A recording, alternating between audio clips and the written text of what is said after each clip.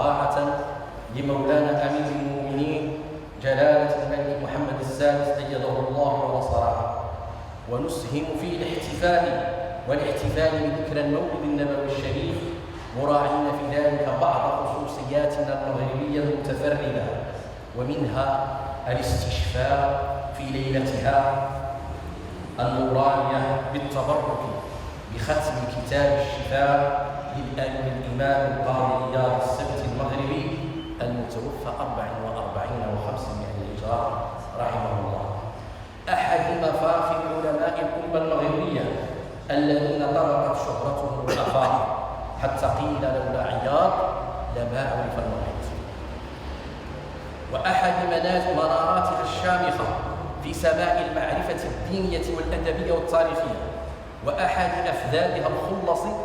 في خدمة الجناب النبوي الشريف.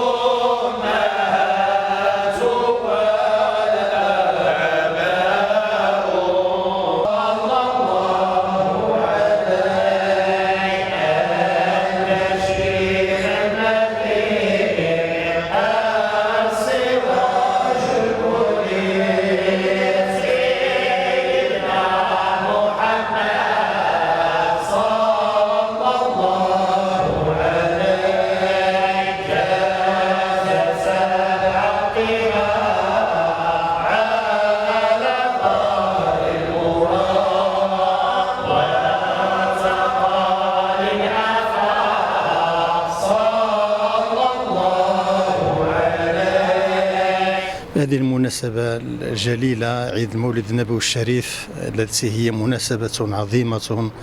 دأب المسلمون على إحيائها في كافة مشارق الأرض ومغاربها، وخصوصا في مغربنا الذي له تاريخ حافل في الاهتمام بهذه الذكرى وبالاهتمام بسيدنا محمد صلى الله عليه وآله وسلم. ومن المغرب خرجت كثير من النفائس التي كتبت على سيدنا محمد صلى الله عليه وسلم، منها الشفاء للقاضي عياض، ومنها كذلك أيضا التأسيس للاحتفالات بالمولد النبوي الشريف منذ زمن بعيد إلى يومنا هذا، ولأن رسول الله صلى الله عليه وسلم هو الرحمة المهداة، وهو رسول الله إلى الناس كافة، وهو الإنسان الكامل الذي لا بد من الاهتمام بذكراه العاطرة بالأمداح النبوية الشريفة، وبالدعاء الله تبارك وتعالى والصلاة على النبي صلى الله عليه وآله وسلم، وبكل ما يليق بهذه المناسبة من مظاهر الفرح والبهجة، لأن هذا الرسول الكريم هو الرسول الذي احتفى به الله تبارك وتعالى واهتم به، ويمكن أن نقول بأن الله تبارك وتعالى خصص له جزءا من القرآن الكريم الحديث عن سيرته النبوية بصفة مختصرة وعجيبة وفي غاية الإعجاز، وهو سورة الضحى.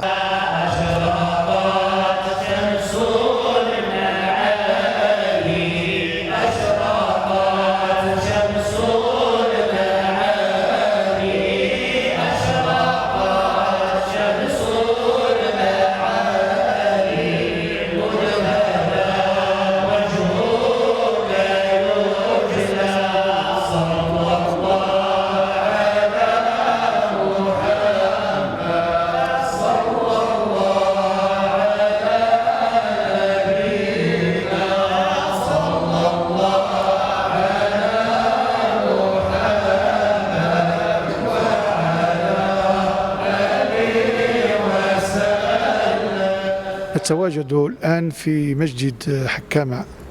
حيث قمنا بإحياء ليلة مولد النبي الشريف عليه الصلاة والسلام. وكما هو معلوم أن الاحتفال بميلاد سيدنا رسول الله صلى الله عليه وسلم هو في الحقيقة فيه تعبير عن الفرح به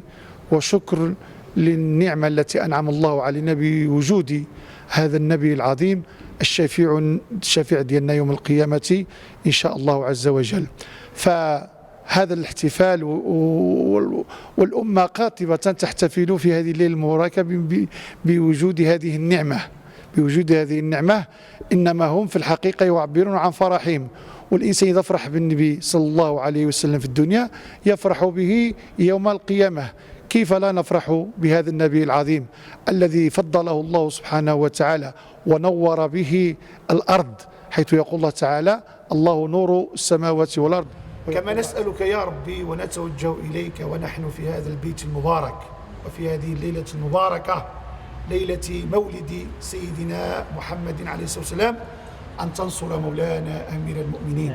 وحامي حمى الوطن والدين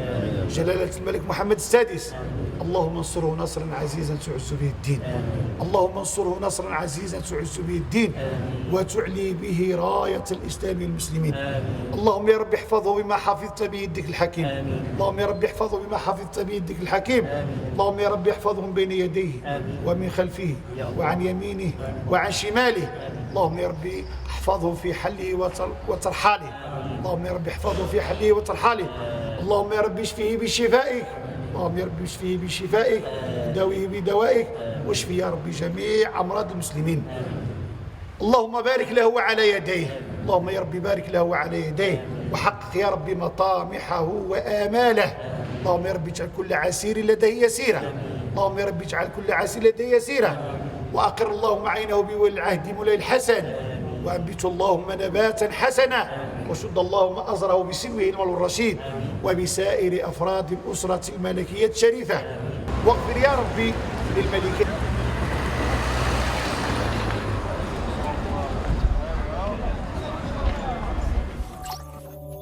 تابعونا على مواقع التواصل الاجتماعي ليصلكم كل جديد.